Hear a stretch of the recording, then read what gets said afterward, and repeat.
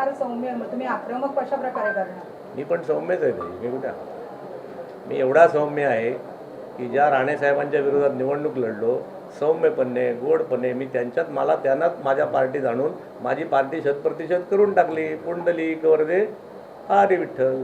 त्यामुळे तो प्रयोग मी रत्नागिरीत करणारच नाही असं मी तुला म्हटलं नाही. रत्नागिरीत कोण आहे? मी ते काय सांगणार नाही. ते आता 3 वर्षानंतर भेटा.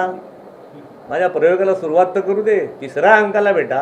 हा माझा पहिला मुंगात राजाला जरा उभा तर राहू दे.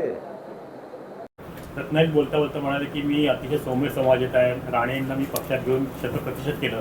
तर रत्नागिरीत तुम्ही करणार नाही असं तुम्ही काय समजू नका. आणि दुसरं चिपळूणमध्ये केलं की पुढचा आमदार भाजपचा असेल आणि प्रशांत यादव मंत्री असतील. अरे बाळानो, माझं त्याच्याबद्दलचं असं म्हणणं आहे, मी ऐकलं त्याचं भाषण. तर मला देखील बाळानो म्हणूनच सांगायचं आहे की प्रमोद जठारसाहेब हे आमदार झाले.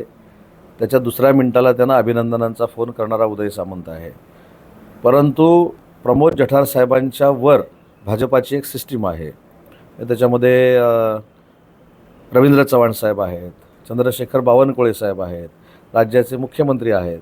त्याच्यामुळे मला वाटलं शतप्रतिशत शिवसेना करायची आहेत. माझ्यावर एकनाथ शिंदे साहेब आहेत. त्याच्यामुळं 15 दिवस शेवटी वातावरण आमदार झाल्यानंतर निर्माण केलं पाहिजे. त्याच्यामुळे जठारसाहेब जोरदार फिरत आहेत. त्यांना माझ्या शुभेच्छा आहेत. पहिला अंक म्हणाले आता सुरू झाला आहे. दिग्दर्शक म्हणाले होय बाळानो, होय बाळानो, नव्याची नवले असं म्हणायचं का? असं म्हटलं नाही. ते पण माझे अतिशय चांगले जवळचे मित्र आहेत.